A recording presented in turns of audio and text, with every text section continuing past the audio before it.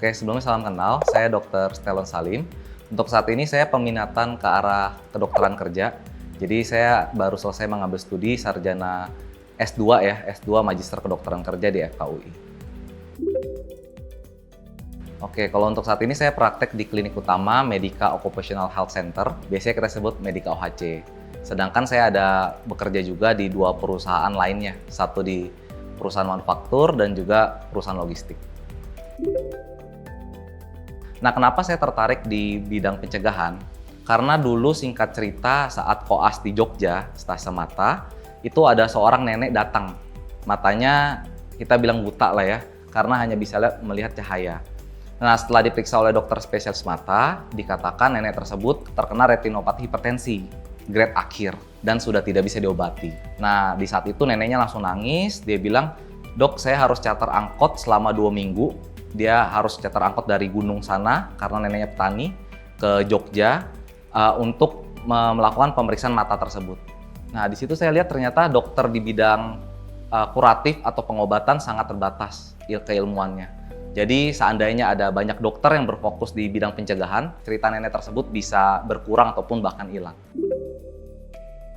Kalau misalnya di kedokteran kerja, saya total sekarang udah 4 tahun, ingin jalan ke 5 tahun ya kita bergelut di bidang ini. Tetapi kalau misalnya saya mendalami ilmu kedokteran kerja, sebenarnya sudah mulai dari preklinik.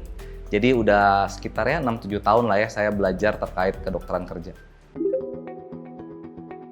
Oke, jadi tentunya untuk di Indonesia sendiri, kasus DBD menjadi challenging ya untuk kita bisa eliminasi. Karena kita tahu sendiri, biasanya nyamuk Aedes aegypti itu berada ya di negara tropis. Sedangkan negara kita negara tropis. Jadi tentunya nyamuk tersebut akan tinggi gitu. Tetapi untuk meminimalisir hal tersebut, sebenarnya Kemenkes sudah mencoba membuat hazard mapping. Jadi sejak DBD itu akan meningkat di bulan-bulan apa aja sih? Ternyata dari data kurang lebih itu di awal tahun dan akhir tahun itu adalah puncak dari peningkatan DBD. Nah, di situ bisa menjadi baseline para manajemen-manajemen di perusahaan jika ingin melakukan program pencegahan DBD berarti dilakukan di bulan-bulan yang sudah ditetapkan oleh Kemenkes.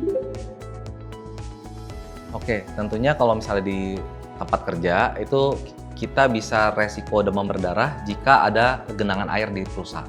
Biasanya genangan air itu muncul di saat musim pancaroba tadi. Jadi kalau misalnya ada hujan turun, tiba-tiba kering lagi, seandainya ada tempat penampung air, otomatis di situ ada genangan. Nah, maka dari itu di perusahaan perlu secara rutin nih, jika di musim pancaroba dilakukan 3M+. Jadi kita kubur, atau kita tutup, atau kita kuras air yang ada. Dan juga kita bisa melakukan plusnya itu misalnya pemberian abate, atau kita bisa pelihara ikan, bisa juga kita lakukan fogging. Selanjutnya, setelah kita lakukan 3M+ di perusahaan, kita juga perlu nih edukasi para pekerjanya. Jika kita sudah optimal dilakukan di perusahaan, tetapi di kos para pekerja masih ada jentik nyamuk.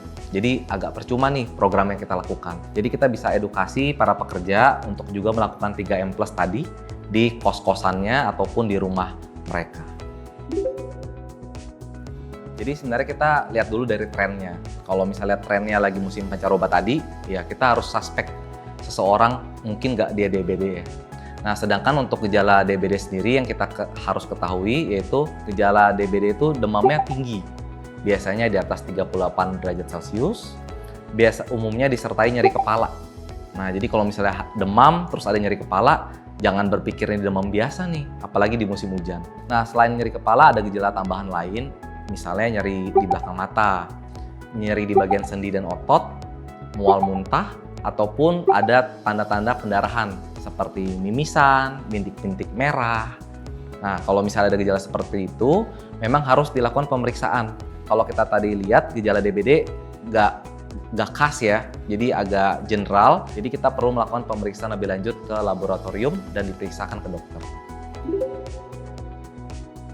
Oke, jadi yang pertama, karena gejala DBD ini gejala utamanya adalah demam tinggi, tentunya kita perlu menurunkan nih demamnya. Kita bisa minum obat seperti paracetamol yang dijual bebas di warung ya, dan juga dikompres jangan lupa. Kita bisa kompres pakai air hangat di dahi, di ketiak ataupun di selangkangan. Harapannya agar suhunya ini bisa turun. Dan jangan lupa yang kedua itu kita harus minum air yang banyak. Karena pasien-pasien DBD umumnya bakal beresiko terkena dehidrasi. Jadi minum air harus banyak. Termasuk makanlah agar kita bisa menjaga nutrisi ya. Nah yang ketiga kita perlu tahu kalau DBD itu demamnya bisa seperti grafik pelana.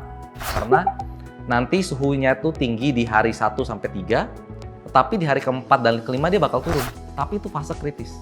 Saat suhunya itu berangsur-angsur turun dan normal, tetapi pasiennya nafsu makan menurun, lemas sekali, itu waktu yang kritis dan harus periksa ke rumah sakit. Baru deh nanti grafik akan naik lagi, suhunya akan kembali normal di 6-7 hari. Kurang lebih seperti itu.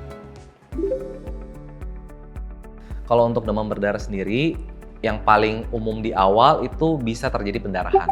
Ya. Jadi pendarahan, biasanya kan pendarahan yang minimal itu mimisan.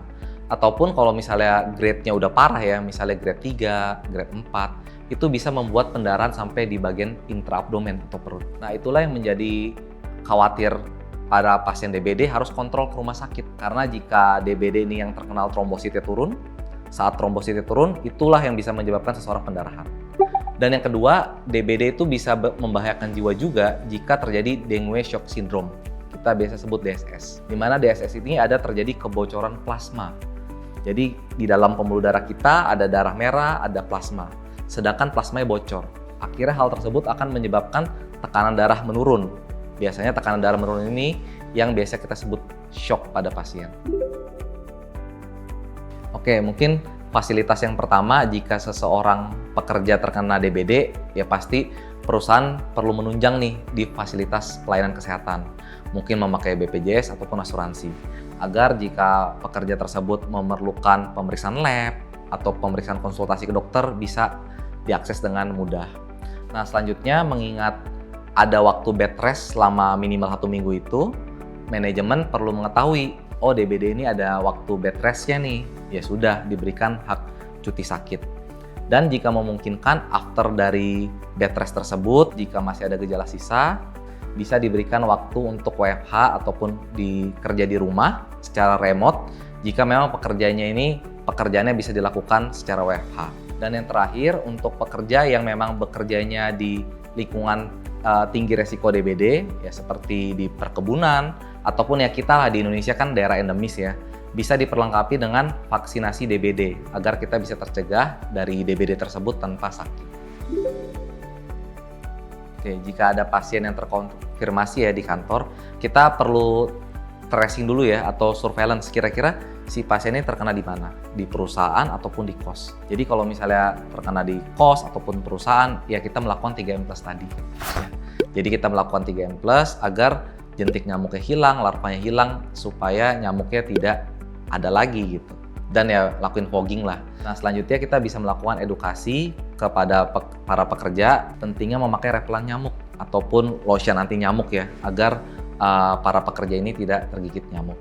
Sedangkan kalau untuk isolasi pasien DBD itu sebenarnya tidak diperlukan.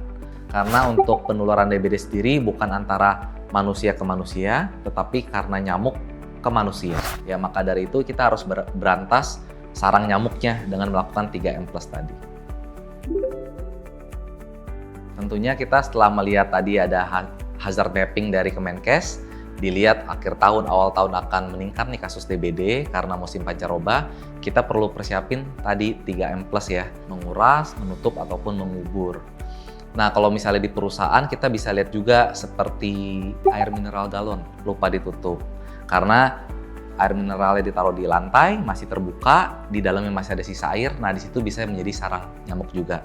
Jadi untuk teman-teman yang di perusahaan bisa nih menutup air mineral galon tersebut agar tidak menjadi sarang nyamuk. Sedangkan untuk plus lain kita bisa coba, mungkin di perusahaannya bisa taruh tanaman seperti tanaman lavender, itu bisa. Kalau misalnya jendela banyak terbuka, kita juga bisa pasang kawat nyamuk di situ.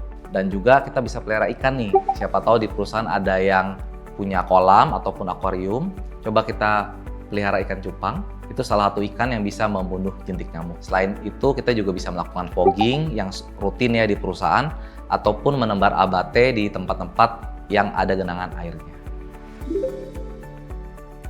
Tentunya jika kita imunnya bagus ataupun baik, ya kita tergigit nyamuk pun masih bisa tidak parah ya gejalanya. Maka dari itu kita bisa ningkatin imun kita nih agar kita terhindar dari DBD. Salah satunya tentu makan yang bergizi. Umumnya makan yang tinggi-tinggi protein. Nah, itu paling penting.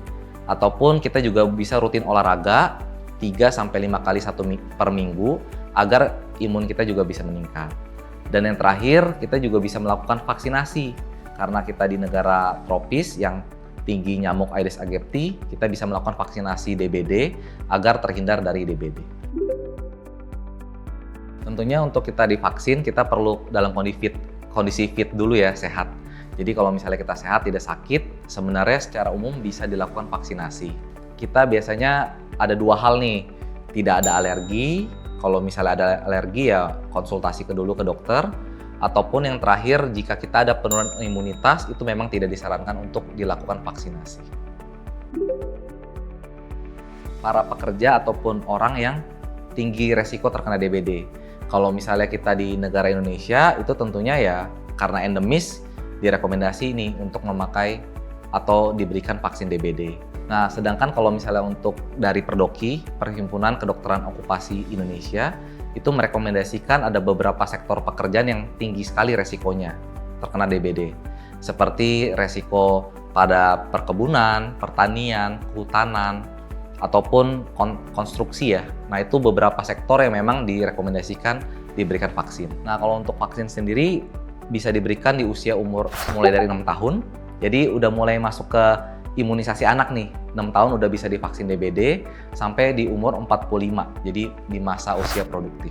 Jadi ya kalau misalnya kita di dalam rentan umur 6-45 boleh dilakukan vaksinasi karena kita di lokasi negara yang tropis. Tentunya sebelum melakukan vaksinasi DBD kita perlu konsultasi ke dokter untuk memastikan kita dalam kondisi sehat dan fit agar diperbolehkan diberikan vaksinasi. Tentunya karena kita negara tropis di Indonesia, kita perlu aware dengan DBD. Karena seperti dari Kemenkes mengatakan akhir tahun dan awal tahun itu kasus DBD tinggi.